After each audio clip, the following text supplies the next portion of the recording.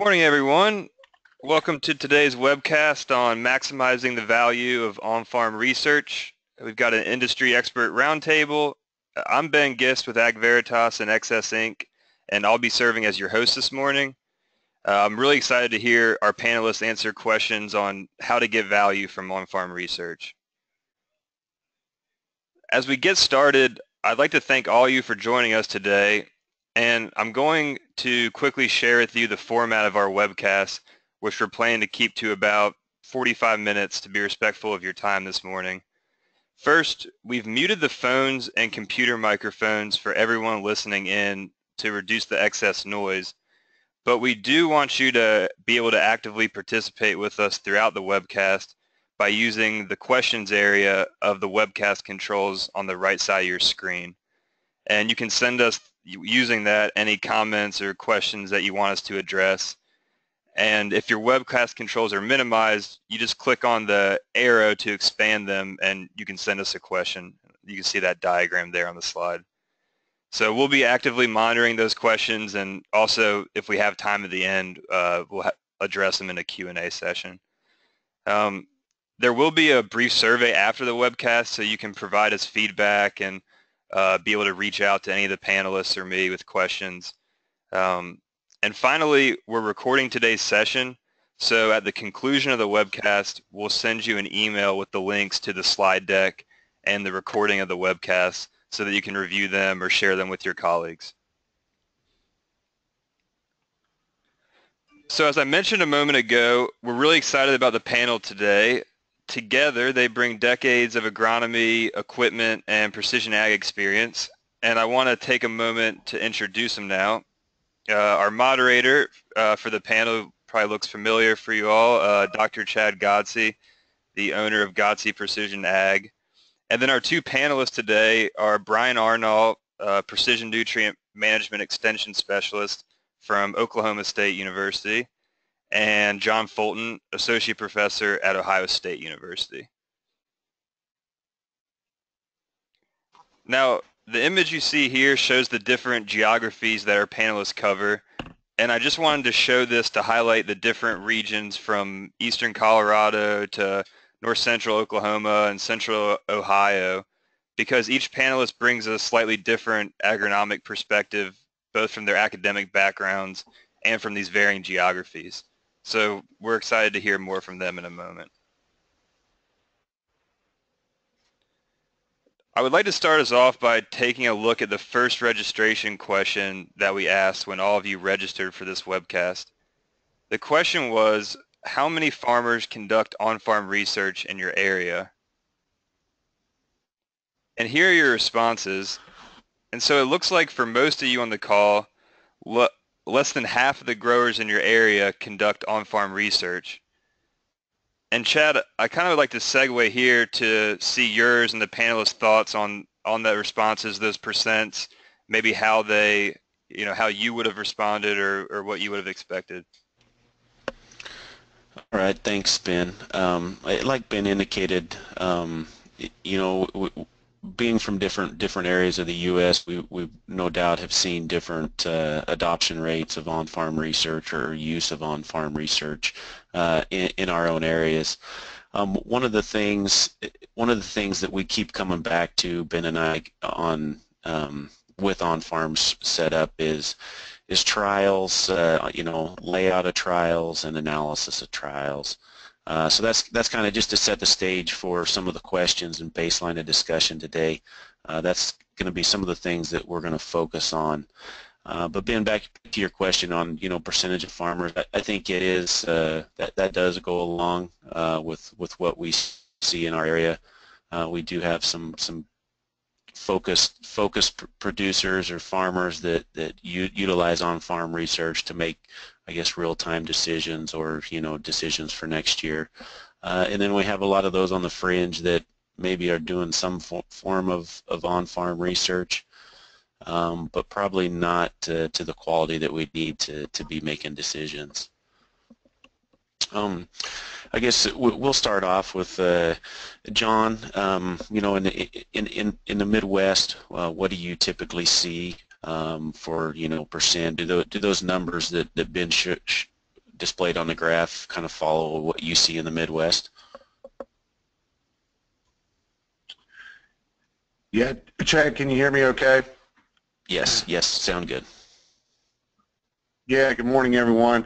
I'd say it's pretty representative of what we have here, just working in Ohio specifically, but some of the folks that get to visit with in Indiana and even southern Michigan.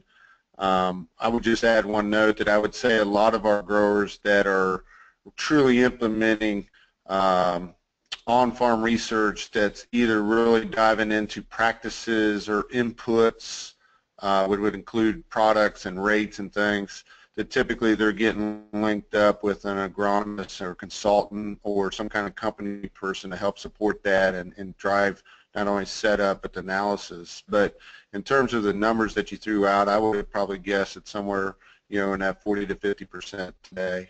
But I think one thing I would add in, I see it growing. And the reason I say I see it growing is, number one, we've got a lot of growers in our area that are much more interested in implementing on-farm research, and I think one of the drivers of that is the fact that we got a lot more technology on-farm to make that commitment easier in terms of developing, executing, and then analyzing it. I mean, today, if you get it set up right on the front edge of the growing season, you almost can walk out of the field as soon as you're done harvesting with your analysis or some kind of summary. So it's a lot easier today if you have the technology to implement a replicated study. So, yeah, your numbers are pretty close to what we see.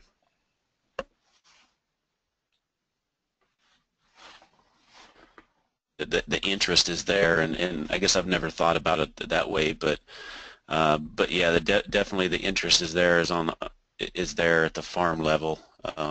We just need to utilize that momentum, I guess you could say.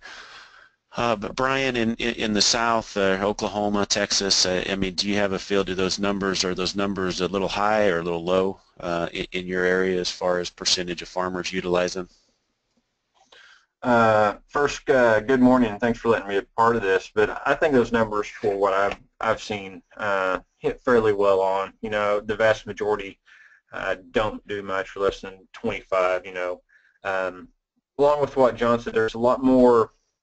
I don't know how many of the producers I work with are doing their own. There's always a couple percent that are doing their own, but kind of like John mentioned, there's many more that are working with companies or agronomists, done much more on farm, and I agree with John. A lot of this allowing us to do this on farm is the technology allowing us to do this better and to have better data come in. But on the backside too, now more than ever, the impact having regionally specific, farm specific, and field specific information has a lot greater economic value than it did 10 or 15 years ago, in my opinion. With margins the way they are right now, getting that little bit of boost, knowing that your field, this farm, this region responds or doesn't respond to this management strategy, makes a bigger difference now, I believe, than it did maybe 10 or 15 years ago. Okay. Thanks for those comments, Brian. I guess the next thing that I'm always interested in is, what percentage, and I know Ben struggles with this and I struggle with this. You put out, let's say you put out 10 trials and maybe you get 2, good quality trials back at the end after harvest. I mean, we would like for that to be better, but I guess of those percentage of farmers or agronomists utilizing on-farm research, what percentage would you guess is scientific or at least unbiased in your area, Brian? If we want to go into truly unbiased and scientific as far as trial design and true evaluation, I believe we're probably well under 25%, if even 15% of the stuff that goes out, I would say, as being unbiased or designed properly, where you have the correct comparisons of, if it's a product evaluation, you're doing truly solid comparisons of one versus the other, and not biased comparisons in that realm. And kind of like your slide there, we got as much as anything, you have one side of the field versus the other side of the field, which I have a feeling we'll get into a just much more in-depth discussion about that later. Yeah, thanks. So 25%. Okay, I guess that's kind of what that may actually even been a little bit higher than I estimated. So that's good news. Maybe more realistic. Always thinking positive. John, how about in Ohio and surrounding areas? Do you think that 25 or around 25% would be an accurate estimate in your area? Normally, if we're going to say that half of the growers are doing trials, I see about only 25 to a third of those particular of the 50% that are actually replicated and set into a field that truly capture information that could be a proper comparison, that unbiased comparison you alluded to. So I'm going to say 20 to a third, maybe just a little bit lower of the 50% is what we've seen. But just in my little over 2 years in Ohio, that has improved.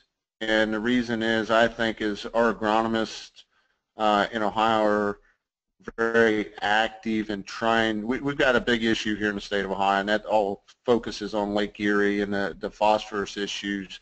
And so there's a lot of fertility, kind of contemporary fertility management that's on the board. And so that brings in a lot of questions to growers. How do I, what kind of implementation, what kind of success? And so all of a sudden our agronomists are really trying to do replicated, typically a strip trial out there to help growers kind of decipher what the best practice or products are to not only bring profit but deal with some of the environmental issues that we've got today. So I've seen the replication increase versus doing what's on your screen there, half the field this, half the field that, and it's not truly a replicated analysis to probably draw conclusions of confidence.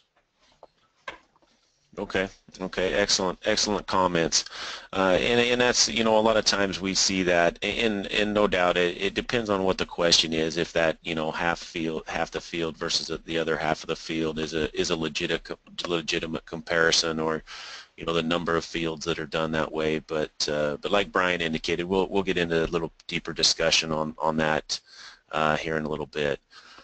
So Ben, that brings us to the next question, and it's a pretty simple one. In your guys' minds, do you think this, I termed it half-ass on-farm research is better than none? And obviously it depends on the question, but it is alarming, I guess, that both your areas of those farmers or agronomists doing research that maybe we're not doing a good enough job replicating those strips or treatments in a field. Do you think this is leading to a lot of false conclusions? John, I'll let you take a stab at that first. Well, there's a lot of data that comes through some of our grower meetings, and when I say grower meetings, I'm using that very loosely. I'm talking about industry sponsored to even some of our kind of extension. We have guest speakers come in, and when I see things like one replication, 1 year on a fertility study, those are kind of asterisks to me that, are we really learning? Yes, I guess it gives you a snapshot, so your kind of point is, I guess you kind of note that maybe there's some learning there, but I think in terms of having justifiable reason and the replications and the over years in some of the cases, again, I agree with what you're saying. It's what is your question? But I see a lot of data coming in that's kind of showcasing one product over the other, and I'm not sure it was set up properly to make that not only a comparison, but even give confidence to say, yes, this product's better than that at some level, whether that's bushels, profit, whatever that is. So there's a lot of, when you see a lot of the literature and some of the data that's being presented in a summarized fashion from projects, I would just contend, at least in our area, you really need to look at the fine print and understand how it was done, how it was set up and what are they really represented. Yes, you can get errors from that.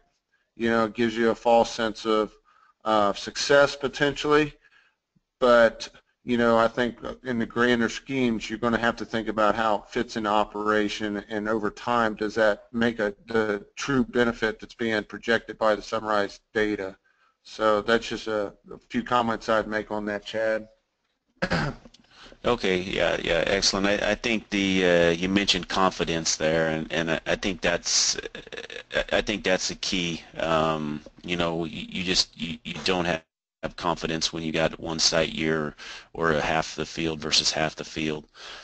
So yeah, excellent comments. Brian, how about in Oklahoma and surrounding areas?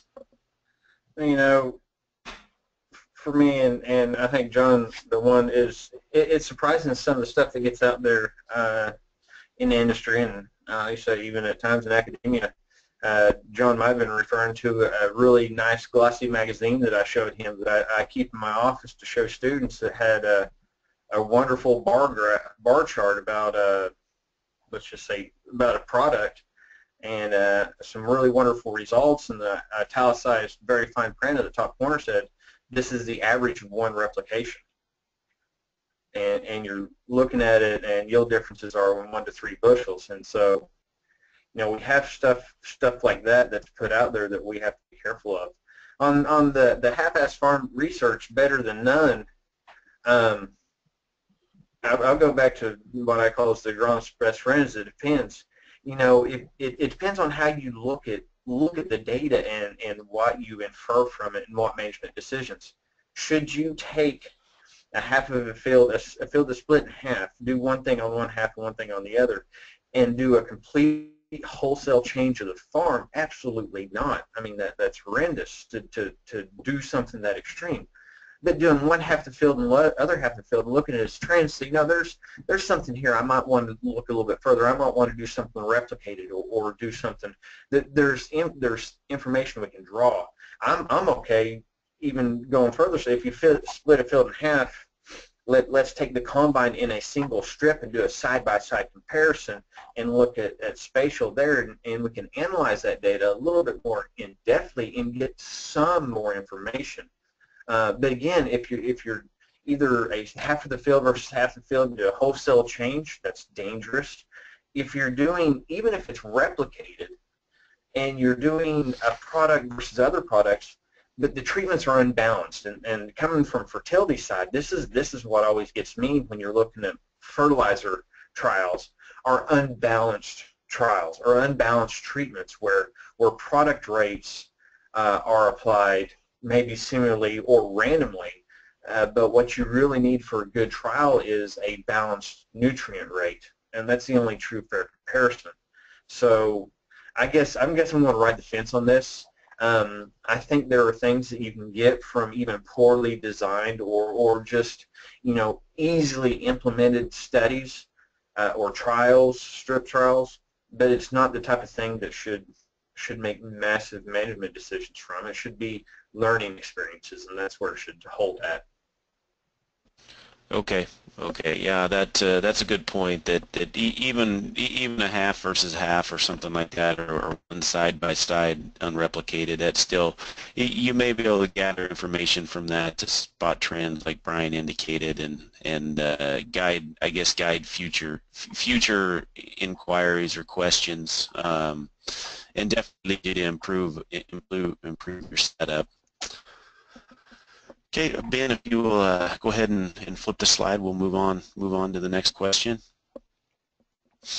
The next few questions will really focus on study design and analysis. Like I indicated, Ben and I see quite a few on-farm research trials and data, and get a sort through those, or a lot of those. And we always go back to, you know, what could have been improved, and a lot of it is around the study design, no doubt, and just the analysis that is done. And so, John, my question to you is what do we need to do to improve the quality of data so that we can make better decisions at the farm level? And these can be around analysis or design. I'll let you take a shot at that.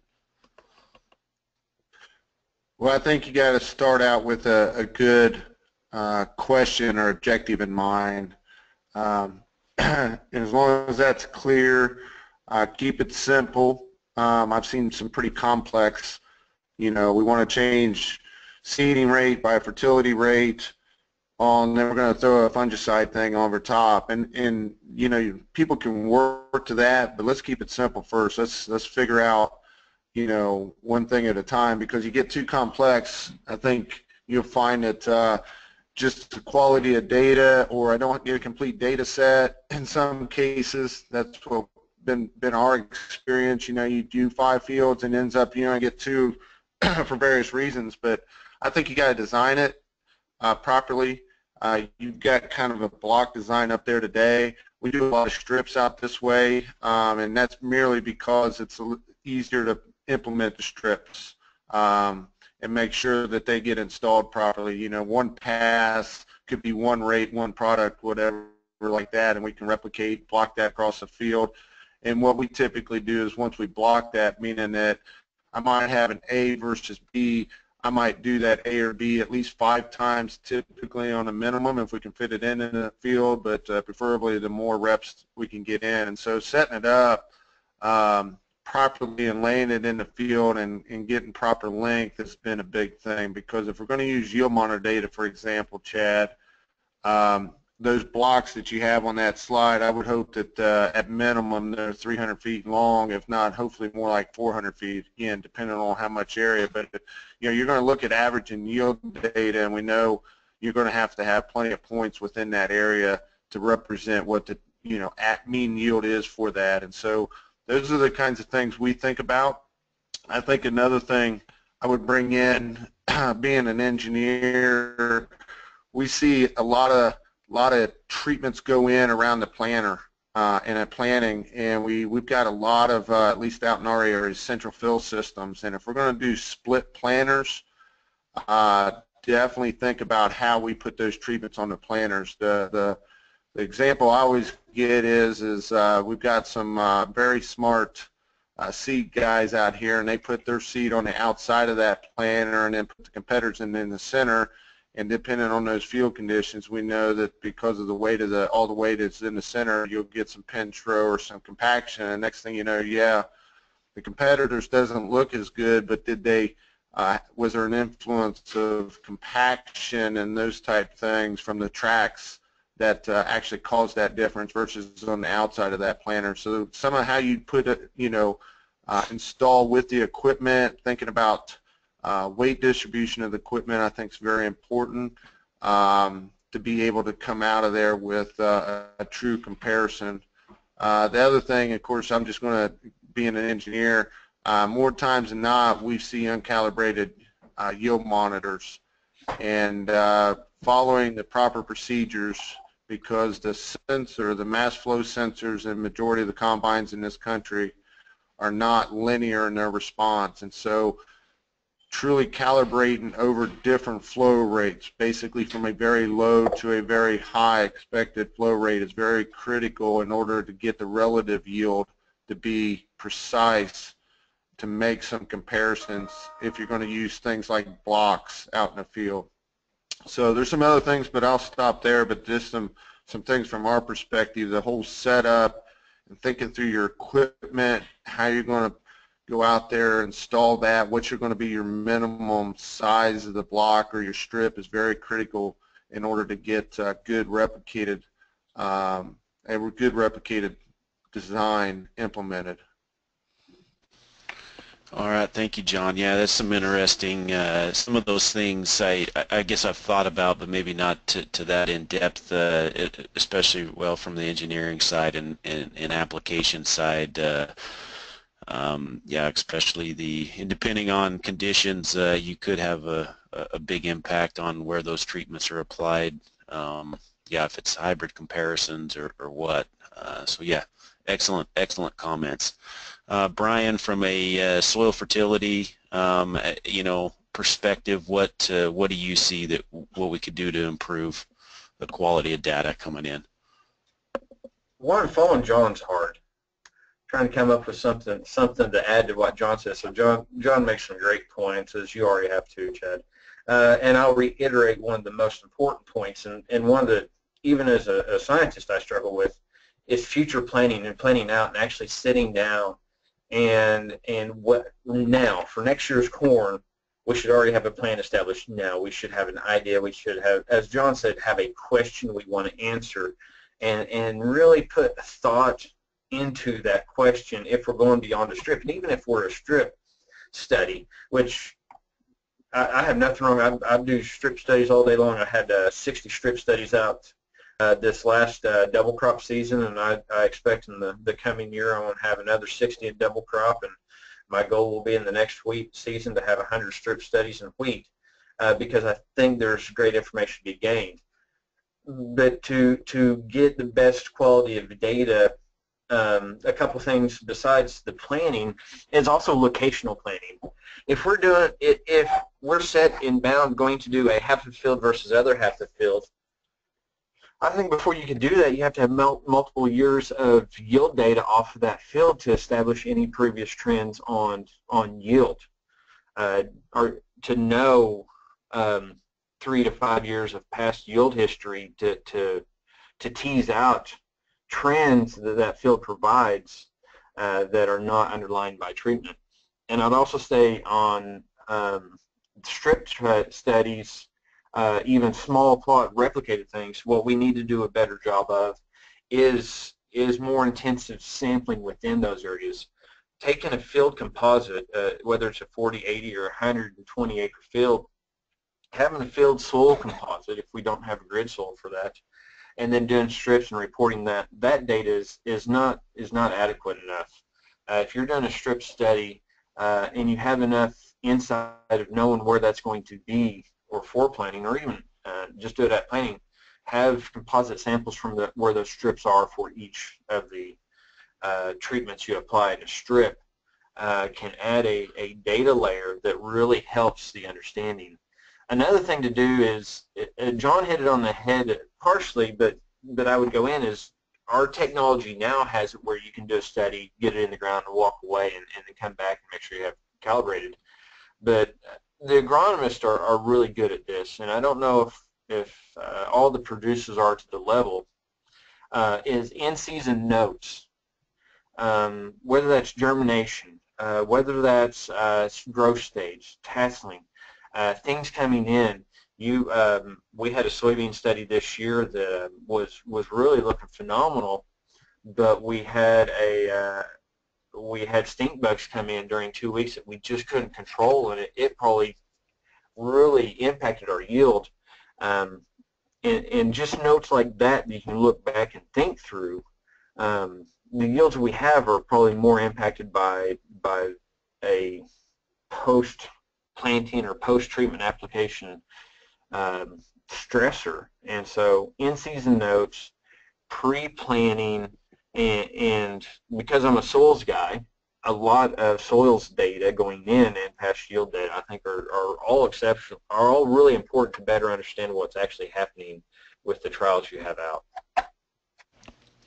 All right, some excellent points there. So I guess to summarize from both of your guys' replies, I think the clear things that came through in my mind was clearly define that question. I think that's oftentimes gets overlooked. I mean, some people just simply say, well, I want to see if it increases yield. But think about that, clearly defining the question. John mentioned keep it simple. Replication, and then I always like to add, I guess, request help or ask for help, whether it's an agronomist or extension personnel, person, ask them and visit with them about that. Spend time up front and getting that study set out right. John, I guess from an equipment side, and this question comes to mind. You mentioned yield calibration, and I guess over the course of the last 2 or 3 days, I've discussed quite a bit of on-farm research with people, and a lot of times the comment comes up that says, well, I didn't calibrate my monitor very close, but it's all I was after is the relative yield differences. Is that And I kind of chuckle when I hear that, but man, I hear it a lot, and I guess I would like to get your take on that. Is that I guess a true statement? The idea that the yield monitor can be relatively precise can be true if the proper calibration procedures were followed. Every combine and yield sensor plus operator combination is different. I'll just say that. And so I just can't take the same model combine.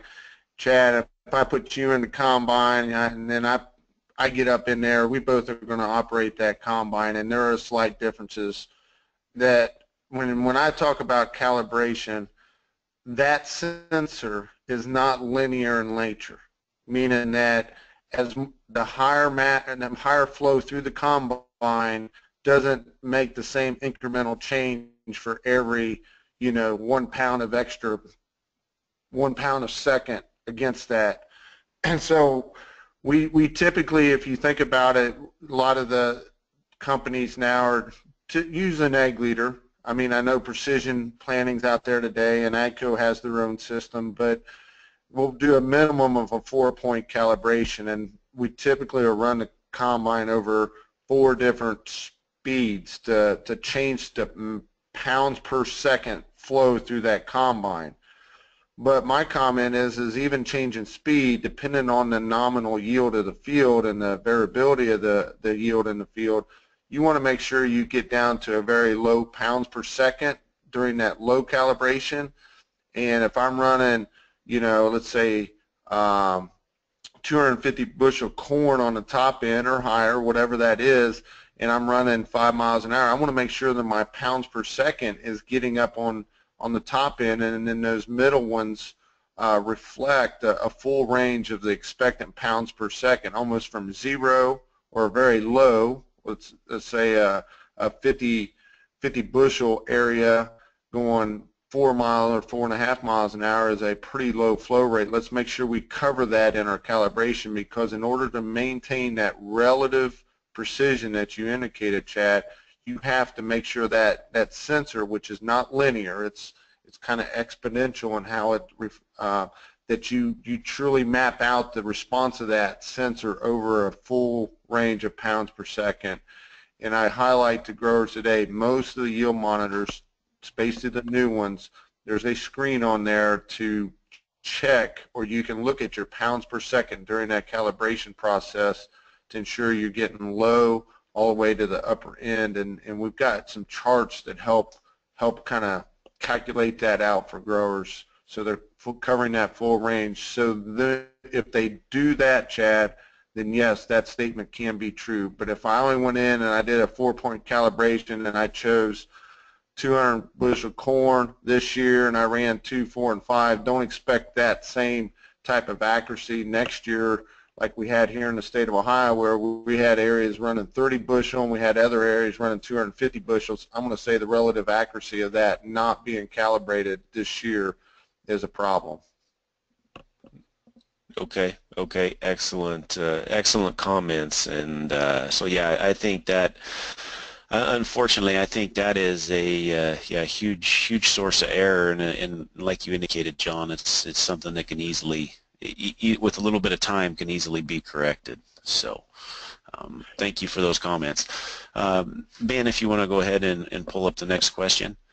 And you guys have kind of hit on this a little bit, but Brian, I guess, the importance of a check, or could you, just briefly outline what a reasonable check is, and into, if you have a specific example in mind, maybe provide what you typically consider a reasonable check. Okay, the check, it's challenging to summarize what a check would be because of all the different things we can do. However, for me, and I'll take this as a fertility background, but it could easily be applied to all pest management. For me, in the fertility realm, that check is the untreated. That may be untreated without product. It may just be no treatment at all. So on fertilizer side, let's say we're wanting to look at a additive. Yeah, an additive to nitrogen that makes the fertilizer more efficient. A lot of times I'll see what you'll do is 100 pounds of nitrogen as traditional form, and then you'll have 40 pounds of nitrogen plus the additive, and those two are compared. In a true design, in that strip, if you get that and the data is the same, the thought process is, well, the yield goal needed 100 pounds, so we put on 40 with the product, and it was the same yield as 100. And so in a thought process like that, there's actually needs to be two checks, I'd say, to have a balanced study. One, you need to have 40 pounds of untreated fertilizer. And I've talked to some producers, they like to hear that as the check in their mind. And so you have the treated versus untreated, but they have to be at the same nutrient rate. And that's a really important part about getting the quality data. At the backside, and this is what would be challenged on the fertility side as far as at least psychologically, is that it's exceptionally important if you really want to dig into the data to better understand of having a non-fertilized check, a non-nitrogen check, whether that's if we're talking about an in-season application of nitrogen, you should still have your pre-plant on, but don't put on in-season, because that unfertilized check actually has a lot of information within it. What is our environment's capability to increase yield, and then what's our environmental capability to produce yield, and then what's the increase we get with the additional. And so it goes back to the untreated, I guess would be in the true form of the word, is an untreated check. So if you're doing pesticide studies or fungicide studies, it's that strip without that's always really important. On the fertility side, it's having a similar rate of nutrient without the additive, or no nutrient at all. And I can talk all day about the importance of that, but for the sake of mine, if you need more, I'd provide more. Okay, thanks, Brian. Yeah, I think it is hard to define what a reasonable or good check is, and it kind of all goes back to what that question is you're trying to answer. John, from an equipment perspective or ag engineering perspective, what does that change? Let's say, for example, if you're doing a tillage comparison or a planting comparison, downforce or whatever you want to use, does that reasonable check change, or the yeah, I'll just let you provide comments there. No, I mean, I agree with what Brian. He's made some good points in his comments, but I mean, I guess I'm looking at a check is going to be defined by what you're trying to evaluate. So Brian was talking fertility.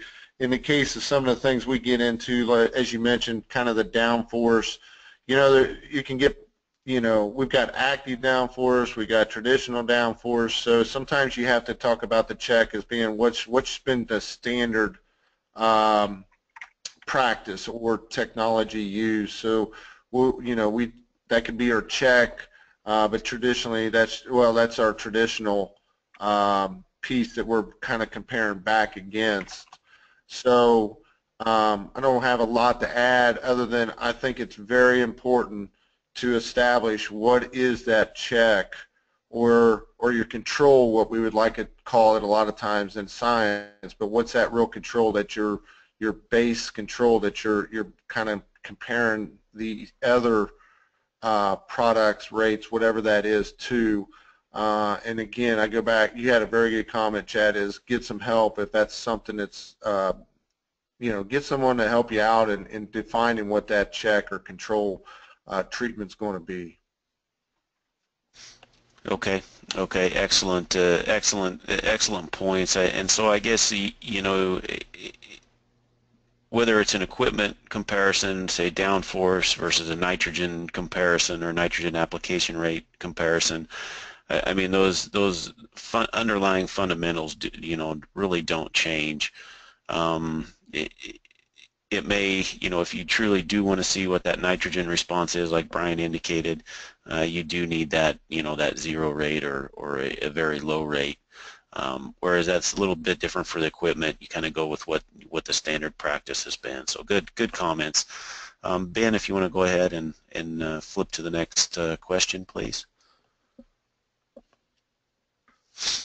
In this, and we've kind of covered a little bit of this, but I'll ask you guys if you have any additional input or comments. What have you seen as common pitfalls in the implementation stage? And I guess by implementation here, I mean just layout and design or actual application of those treatments to those areas. And in your opinion, I guess what are some of the things that be done to prevent this? Brian, I'll let you go first.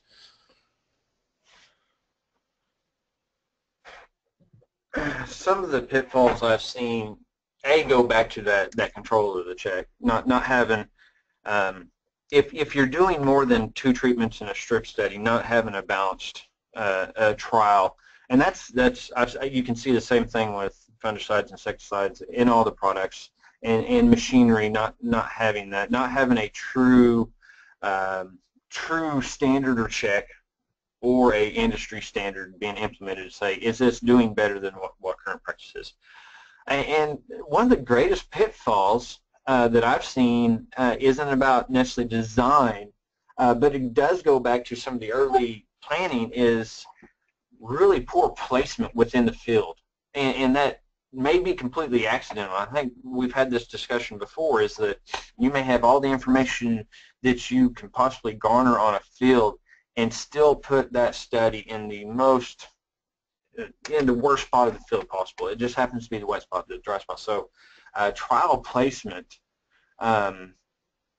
is a challenge, and it's not something that's always able to be overcome, but you can overcome some of the pitfalls of trial placement by having significant backgrounding information, whether that's a couple years of yield data, it's that underlying soil sample data.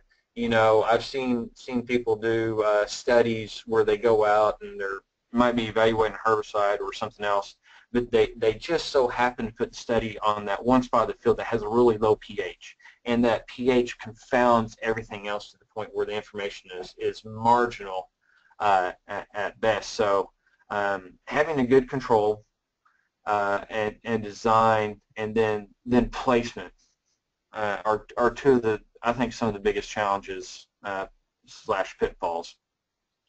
Okay. Thank you, Brian. John, do you have anything to add what Brian just mentioned? I've probably got 4 things that we see common. Number 1, that we get replicated studies, but the treatments have not been randomized properly. So going back to placement in the field, for an example, Chad, I'll give you this. It was blocked, so we had treatment A, B, C, but then it went treatment C, B, A. And when you looked at those strips and laying out in the field, well, the C strips ended up, 80% of the strip was in the better performing soils, whereas the B's and A's, being on the outside in these particular blocks, were in more of a different soil type, a lower productive type soil. And also all of a sudden, assuming, you're not randomizing those treatments, and then all of a sudden, I think, in that case, we got where C was performing better than B and A, and the reason was because of the way it was positioned. So that goes to what Brian just mentioned. The other thing is I will throw out, and this gets kind of twofold, is the width of treatments, okay? And so we get some cases where we'll put our treatments in, and we're going to put a 40, and then we make it 80, and then 40, 40, 40, 80, and the 80s were put in because of equipment limitations from a late season application of something, for example. Well, that sounds all great, but when you go to execute that out in the field and you're trying to count rows and keep your strips or your blocks kind of aligned, it makes it very difficult later in the season to count those rows and make sure that you're on the right 80 rows versus, or the 80 foot versus 40 foot. More times than not, when we work with growers and we don't have a standardized width of a strip or a block per se, strip specifically, we get a lot of times the wrong treatment implemented on the wrong strip because it's just not easy to keep when you count those rows and know what passes what, it's difficult. And that kind of comes to the second part, properly labeling those treatments out in the field and knowing where flagging's great at the beginning of the season, but typically when those crops get up, and again, if you're coming in later, like doing some kind of fertility, as Brian alluded to, and I'm trying to do a mid-season application of corn, or I'm doing a top dress and wheat, flags tend to be difficult to see. So we encourage growers, and a lot of them have them, is utilizing iPads with the GPS functionality already embedded in them, again, just to make sure they're aligning themselves on the right pass. And that's overcome some of our challenges of keeping passes with the appropriate treatments, especially when we're looking at something beyond planning as an equipment application of something. And then lastly, again, I'm going to just reiterate what we've already said, but definition of what that standard treatment is. I get a lot of times guys will go out and do a variable rate seeding study, but they never put any standard checks in, either what the farmer's doing or some kind of rate that reflects the standard rate of what's typically done in that area. So they might do a variable rate seeding, but again, if we're trying to ask ourselves and learn from that check and making sure the proper check, whether that's the farmer's traditional management or something that reflects the regional management at some level, is very important, I think, because again, you might make some erroneous decisions if you're not properly defining what that control treatment is. So that's all I had. Okay, excellent, excellent points. Ben, if you go ahead and flip to the next slide.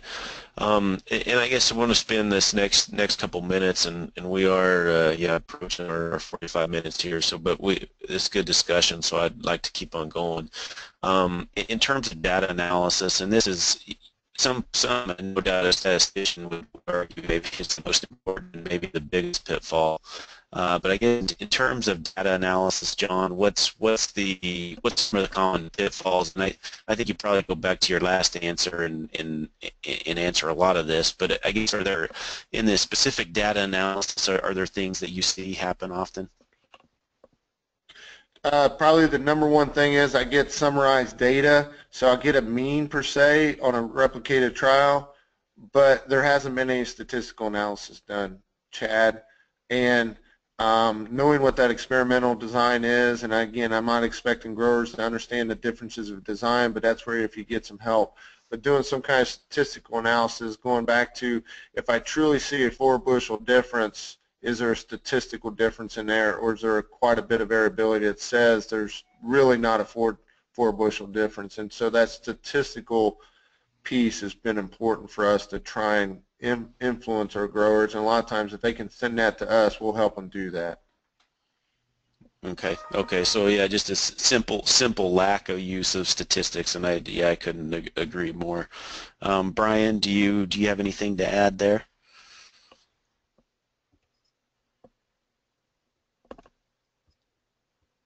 Brian, are you still there?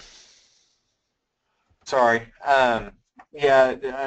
Not much except for just reiterating, going beyond the average.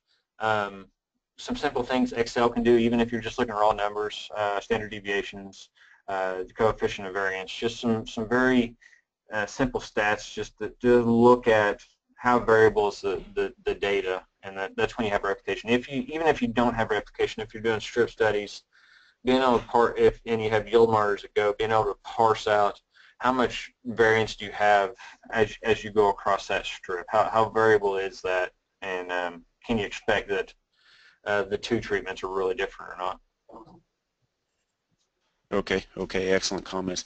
I guess one of the things that we haven't really touched on is tools or things that we could use to analyze, and I think Brian mentioned, simple Excel, some simple stats packages. I guess, Ben, to get you into the conversation, I know something that I've used in the past, or starting to use more and more, are some spatial analytics, and that to try to, and I guess I'll let you, since you're the expert in that area, maybe just give a brief or highlight view of some of that, to just give ideas on what else is available besides Excel and the base things that maybe we use to analyze.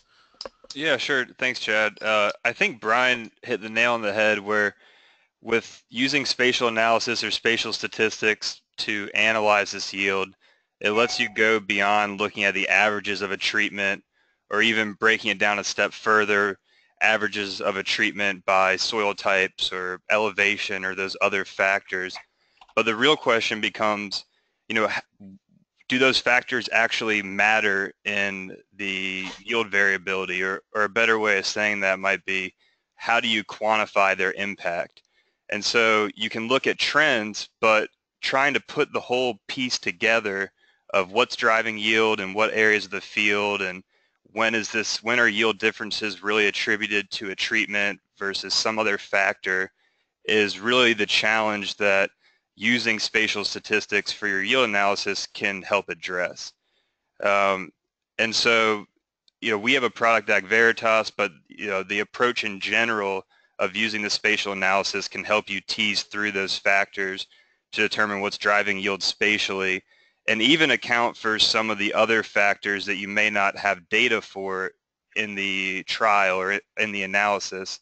Like, for example, John brought up the compaction issues that happen, and maybe you don't have a compaction data layer for that field, but leveraging spatial analysis, you can tease out those abnormalities that we can be statistically confident aren't due to soil types or elevation, but we know that there's something going on there. And we call those areas spatial effects, and it allows you, rather than just throwing that data out altogether, really quantify the impact that those are having on your yield so that you still get an accurate answer of those treatments. And so I would just emphasize that using a tool like Ag Veritas or just the approach of spatial analysis can increase the confidence in those analysis results, whether it's a one-year question or you're building a data set to make decisions in the future. All right, thanks, Ben. Yeah, I think I guess the take-home message, for the data analysis is if once again we go back to if you need help, find somebody that understands those statistics or those comparisons a little bit better. For a lot of us, is a long time ago since we had some basic statistics in school. So, Ben, if you want to go ahead and flip to the next question, please. Yeah, and Chad, I didn't know, in the interest of time, do we want to jump to some of the kind of conclusion questions, or trying to see how many we've got? Oh, we're right there. Okay. Yeah, let's go ahead, because I think I think that improved the analysis. I think from what John and Brian have indicated, proper setup and requesting help goes a long ways goes a long ways into that. So Brian, I guess for a closing question, in your eyes, what's a missing link with on-farm research, and really how moving forward, like John indicated earlier in the conversation, is we have that interest. We just got to maintain that momentum, I guess, and keep moving forward. But what can we do to do that as an industry in whole? So planning, trial design, and true checks for those that are already done are extremely important.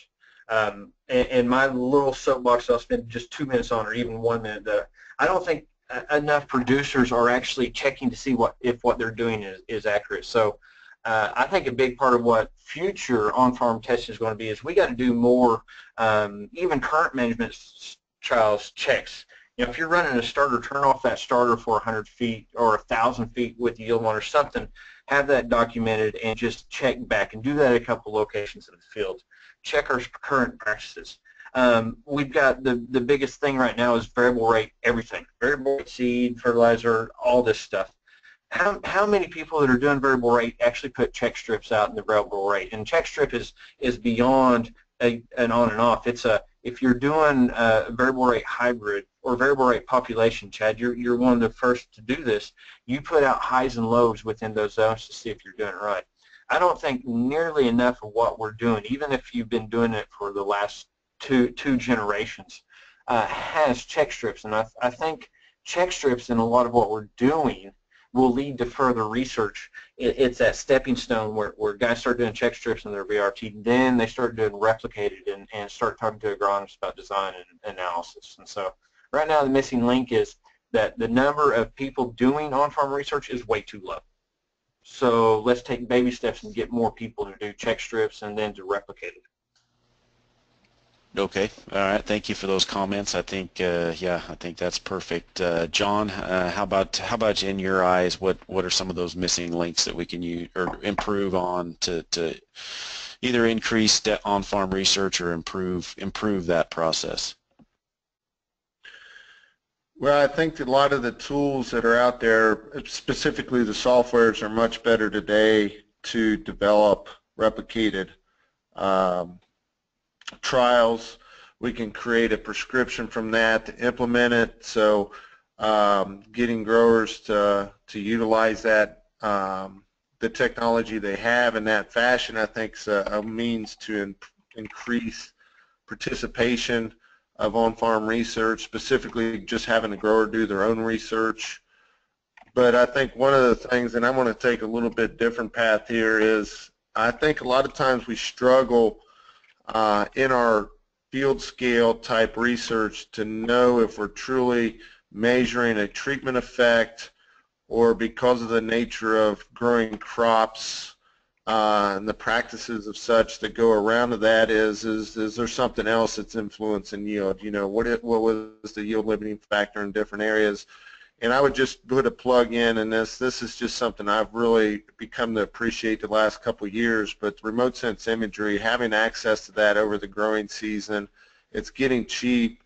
We have found that one thing that was difficult, going back to the location of implementing studies, is the fact that it's difficult to separate natural variability from man-made variability in a lot of cases. And we've seen a lot more compaction, especially here in Ohio, with our soils and drainage issues that we can have, where compaction in a lot of cases are influencing treatments, and again, not necessarily the true treatment that we put out there. So I always say, going back to Brian's and yours comments about taking notes, that remote sense imagery of evaluating and kind of watching that crop over the growing season has been a very valuable piece of information to ensure that at the end of the season, if we're doing a harvest, if yield's the ultimate response variable, that we're truly getting the right areas harvested to make those proper comparisons.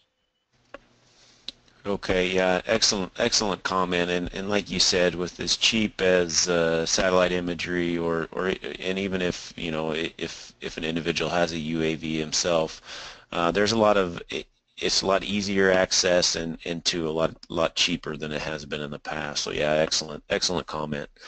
Ben, I think we probably better go ahead and wrap that up. I greatly appreciate John and Brian showing or providing their insights on some of this on-farm research, and I guess if you have any questions, Ben will provide contact info here in a little bit.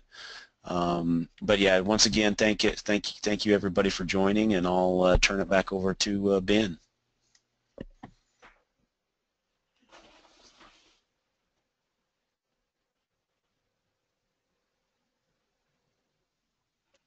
You there, Ben? Yeah, thanks, Chad. Like he said, this is going to wrap up our webcast, and so thanks everyone for tuning in this morning. And as always, we hope you found the content valuable. And a big thanks to the panel, Brian and John, for their participation and insights. For those of you who are listening in, you see that you have Chad's contact info here, so you can feel free to reach out to him after the webcast with any questions or ideas. And also for all of you, whenever you sign off, you're going to get a quick survey that pops up.